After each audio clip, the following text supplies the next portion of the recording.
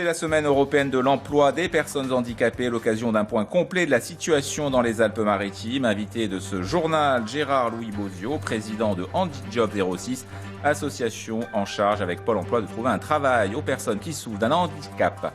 Parlons maintenant emploi et handicap. Le taux de chômage est beaucoup plus important chez les personnes handicapées. Il atteint près de 20%. Nous verrons avec notre invité comment faire pour tenter d'améliorer ce chiffre. Mais avant, nous avons souhaité vous montrer qu'il était possible de travailler, bien sûr, avec un handicap, en l'occurrence physique. Un portrait croisé signé Pierre-Olivier Casabianca et Denis Pardado. 5, 4, 3, 2, 1, on relâche. Olivier James a tout d'un coach ordinaire. Il est pourtant handicapé moteur depuis sa naissance. Toute sa vie, il s'est battu pour surpasser les interdits sociaux. Sa volonté exceptionnelle lui a permis d'être reconnu dans son métier et de co-diriger cette salle de fitness. J'ai voulu essayer de montrer aux gens que malgré le handicap, on n'est pas incapable. On doit adapter les choses, on doit faire en sorte que tout se passe, tout ce qu'on veut faire, on peut le faire comme les autres, mais avec des moyens différents, avec des parcours différents et une volonté différente. Ouverte à Nice en mars dernier, sa salle de sport a très vite connu du succès. Une centaine de sportifs prend régulièrement des cours. Tous apprécient la personnalité de leur entraîneur. On n'était pas du tout sportive, donc là c'est vraiment super quoi. Il nous donne envie de venir quoi. Oh bon, je ne vois pas son handicap, il est tellement tonique. C'est moi qui suis handicapée en réalité, ce n'est pas lui. Autre situation, Patrice Lourel est atteint de sclérose en plaques. Depuis 13 ans, ce juriste se déplace en fauteuil roulant.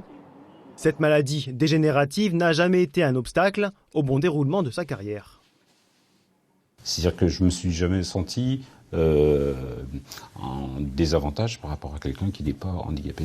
J'ai toujours eu des promotions normales, tout s'est bien passé. Une réussite qui peut s'expliquer par la politique sociale mise en place par son entreprise.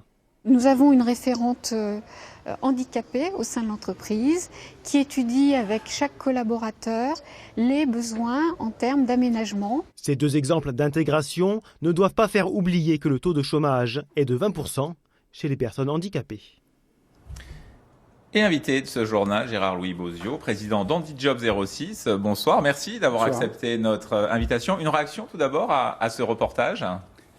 Vous avez trouvé effectivement un très bon exemple d'un handicapé qui assume son handicap et qui en fait une force puisqu'il a réussi à créer son propre poste et à animer une salle pour d'autres non-handicapés. C'est un bel exemple. Alors c'est vrai qu'il n'est pas toujours simple pour les personnes handicapées de trouver un emploi. C'est votre mission à Handijob 06. C'est pas toujours simple non plus de connaître l'organisation administrative du monde du handicap. Alors Handijob 06, c'est quoi précisément ? Quelles sont vos missions ? C'est une association en 1901 qui fête cette année son 20e anniversaire. Et donc nous avons une double mission dans le cadre d'un cap emploi, c'est la première volet de notre mission, qui est d'accompagner les demandeurs classés handicapés vers l'emploi, mais aussi la deuxième mission, sous un terme un peu plus difficile, qui est le SAMET, qui est le maintien dans l'emploi d'un travailleur handicapé qui devient, en cours de vie professionnelle, classé handicapé. Une mission qui vous est déléguée par l'État. Alors comment se porte le marché de l'emploi pour les handicapés dans le 06 ? Il est proportionnel au marché d'emploi des non-handicapés. Pour autant, nous tirons, semble-t-il, notre épingle du jeu en la matière, puisque le taux de travailleurs handicapés dans les demandeurs d'emploi sur le 06 est un peu moins élevé que partout ailleurs.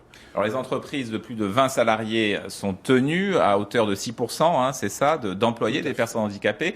Est-ce qu'elles jouent le jeu, les entreprises azuréennes, ou pas ? Elles sont plutôt dans le bon côté des bons élèves, on va dire, sur ce plan-là, puisque, encore une fois, nous avons un taux de 3,7, là où le taux national est de 3,3 au niveau des travailleurs qui sont donc employés par les plus de 20. Donc nous sommes au-dessus de la moyenne nationale. Nous sommes légèrement mieux placés dans ce domaine. Alors que faire pour améliorer les choses? À quel problème vous êtes confronté? Qu'est-ce qu'il faudrait faire pour améliorer les choses? Alors d'abord, continuer dans le même sens de notre mission, qui est une mission d'information, d'accueil des demandeurs d'emploi considérés comme handicapés, mais également d'information et de conseil et d'accompagnement des entreprises qui sont susceptibles de les accueillir. Il y a donc un double travail à faire.